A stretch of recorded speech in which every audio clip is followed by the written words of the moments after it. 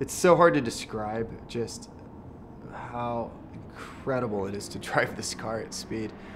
I mean, it's really a certain kind of ecstasy.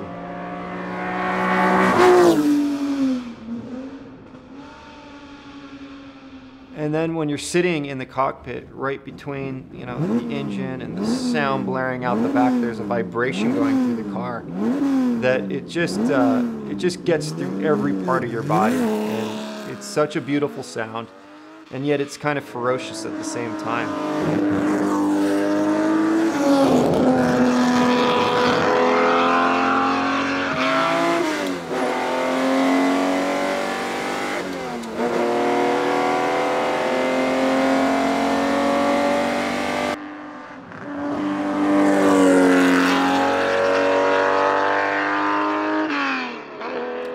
Derek Hill, and we've been driving the 250 GTO 64 Series 2 body. The GTO came about as a car that Enzo Ferrari wanted to build basically to handle the newer spec V12 engine that had the full Testarossa specs. It was really going to be something that would take the prior short wheelbase, which was a very successful car in its own right, to a new level to match the new competition that was coming down the line. And what it turned out to be was a much lower, more aerodynamic car than the short wheelbase was.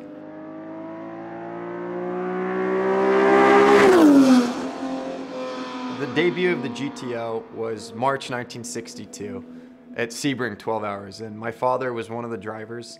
He was a factory Ferrari driver at the time, and he was just coming off really the pinnacle of his career at Ferrari. He had won the 1961 World Championship for them in Formula 1, and he had won Le Mans 3 times with them, and also Sebring 12 Hours with them for 3 times. And those were the overall wins in the prototype cars. So here they show up in 1962 to Sebring, and they're told they're going to be in the GTO. The GTO was a GT car. The GT class was a level below the prototype class, so it generally meant it wouldn't be a car that could go for the overall win. So my father wasn't too happy about that, of course, and he felt that it was kind of a punishment maybe for not being, having signed a contract yet in 1962. It was early in the season before the Formula 1 season was on its way. Yet he got into the car and the race went very well.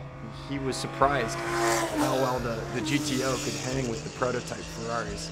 And so all in all, they did finish second behind one of the Ferrari prototypes, but they were first in class. And when it was all done, he was very surprised what a great handling car it was.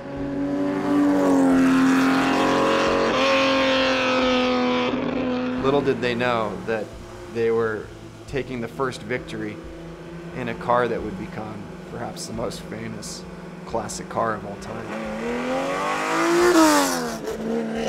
This car, the 1964 GTO 5571, which was really the first of the Series 2 body with the 64 style body. This was it was an important car in that it won some great races. It won the Daytona Continental 2,000 kilometers. And my father raced it in that race. And that was the race in 1964 that would become a couple years later the 24 Hours of Daytona that we know today. This particular car also won first in class at Sebring and also at Nassau, which my father took that win for them as well.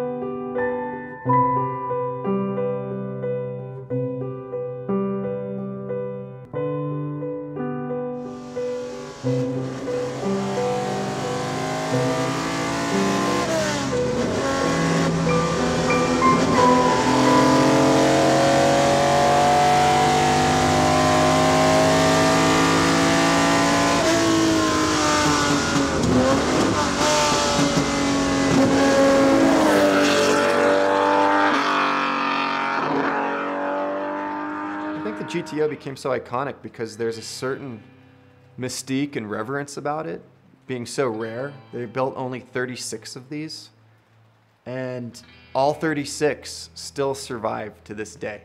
Each one has its own unique history. They all have their little differences.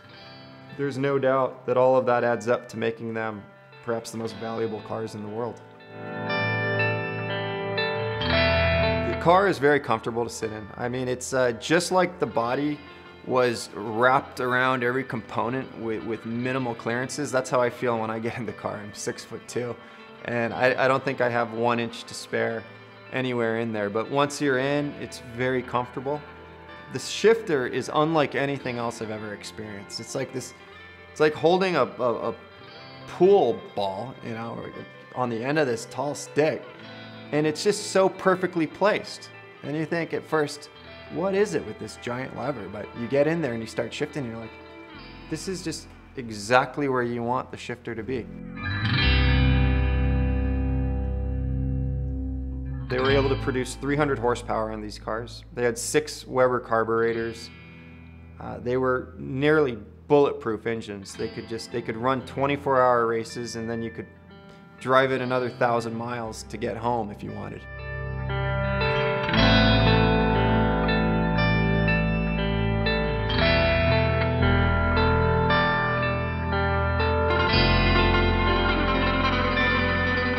Having the opportunity to drive this car on my own and to really extend its legs and run it through its paces out in the beautiful hills, there's no better way to experience a car like this. There was something about it being so rare. You know, only 36 GTOs were ever made, and only 3 of this body style. But to be in a car that has so much history, let alone a car my father won some important races in, it's a special experience.